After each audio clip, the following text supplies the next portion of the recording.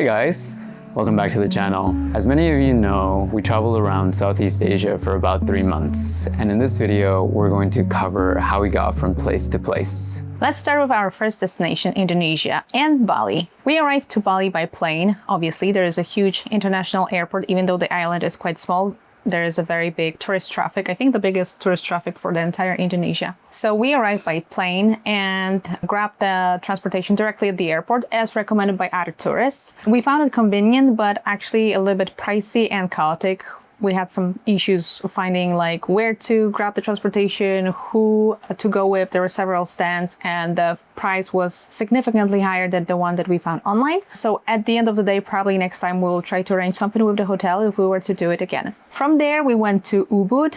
This is how we planned our trip. We wanted to start there and see some historic places. In Ubud, we organized a private driver. We hired a person for a few days and we planned our trip accordingly. So we planned how to visit different spots in the island with this person. So it was a series of one-day trips. This person was arranged via our host. So this is also something very important to do and like safe because it added this safety layer and like communication layer as well if something was to go wrong. And this is how we spent the first few days. Just so you know, driving culture in Indonesia and especially on Bali is a little bit crazy. And as it was our first place to visit, we were still a little bit overwhelmed with jet lag and everything. So we decided not to rent our vehicle or scooter. And we just relied on this private driver for the first several days.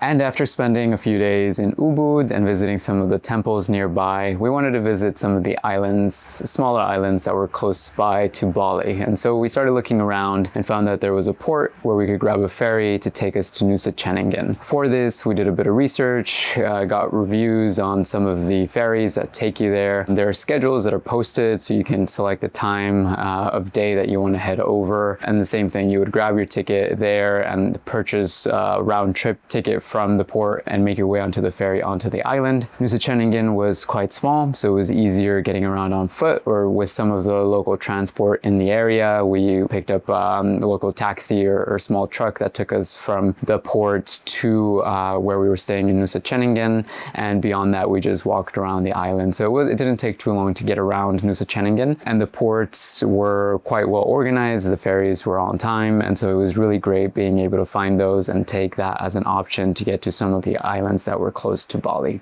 And from there, when we returned to Bali, we went to Uluwatu. We made a strategic mistake and we stayed in the center of the Uluwatu Peninsula because we thought it's going to be close and easy to get to the beaches. We went south specifically to get some sun and rest some. We still did not consider renting a scooter ourselves, and from there we basically took Gojek and Grab to get to the destinations that we wanted. We found it pretty inconvenient. Price was not that much on the issue. Indonesia is quite cheap, but the organization and actually traveling to the beaches was, well, took some time, took some organization. We got a few cancellations and stuff. It was just like difficult. And the most difficult was the way back because once you're central, like probably there are many drivers who can just pick you up.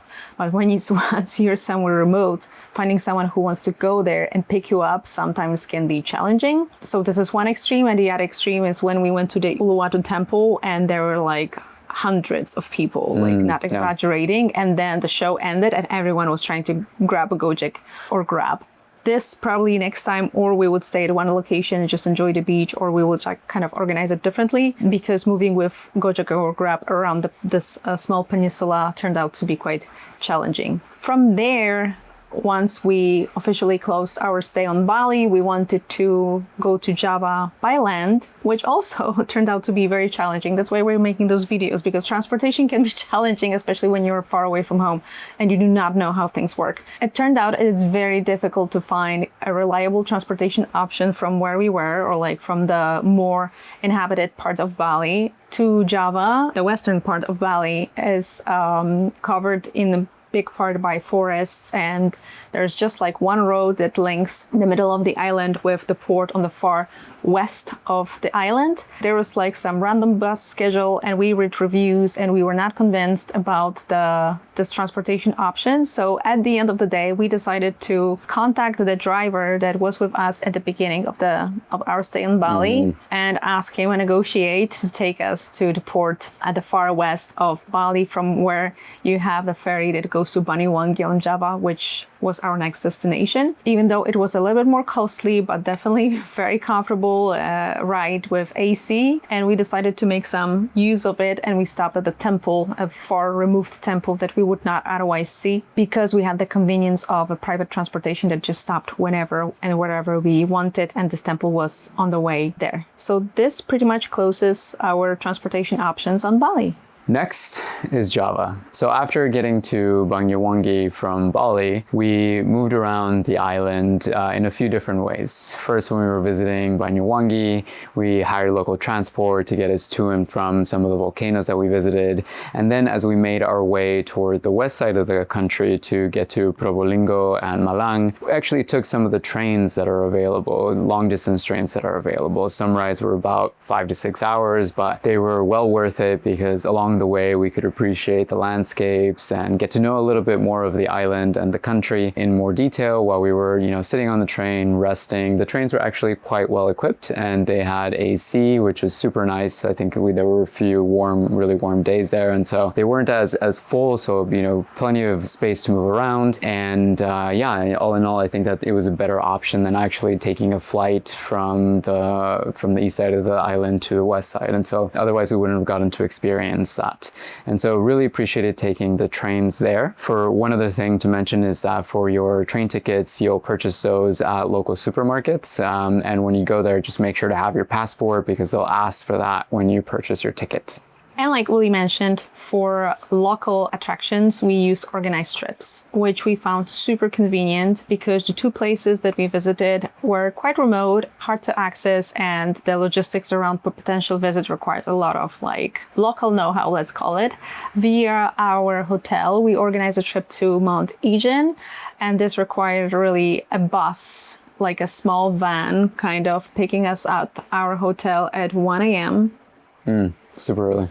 Driving on a very narrow mountain road up the hill for 2 or 3 hours, and then obviously the transportation was waiting for us once we came back from the trip. So that was really convenient to just have someone organize it for us. And the second one was from Malang. We grabbed a small trip to the waterfalls. And this was also an organized trip, even though it was a little bit of a surprise, because this one we found on TripAdvisor or some other activities website, and we thought it was like a group trip. And at the end of the day, it was a private driver that showed at our hotel and just took the two of us to the waterfall. They kind of have an arrangement, like all of those tiny places, they very usually, whenever there's a bottleneck, there's some arrangement going on. So whenever we arrived there are local guides or just locals waiting for tourists. And the driver already had this arranged with one of them. And they took us, because there was some road blockage and stuff, you can see it in our video, took us to the waterfall, and also was our guide throughout the entire waterfall trip, which was actually very fun. So both linking transportation with the organization of the trip was very convenient for us, especially for places that were so remote, we would never be able to make it to the waterfalls ourselves. Other than that, I think this is it in terms of few local Gojek Grab trips, especially from and to the railway station. But other than that, as Uli mentioned, very convenient train transport. We even used this train or a very local metro light rail transport from Jogja to the Jogja airport, which was also very well organized and easy and convenient. So, and obviously we would forget, there was a little hiccup in Probolinggo. We have an entire video on this, so if you want to see what happened to us in Probolinggo and why actually from Mount Bromo we ended up in Malang, which was not on our trip itinerary initially, you can see it in another video. But obviously we treat it as a hiccup and not really a transportation option. And this is how we traveled around Southeast Asia. We shared with you all of our commute modes, our tips, how we moved around, what we liked, what we didn't like, what worked, and maybe what we would have done differently. And we hope that some of what we shared with you will help you prepare for your trip to Southeast Asia. Stay tuned for the next video. And I forgot what else to say.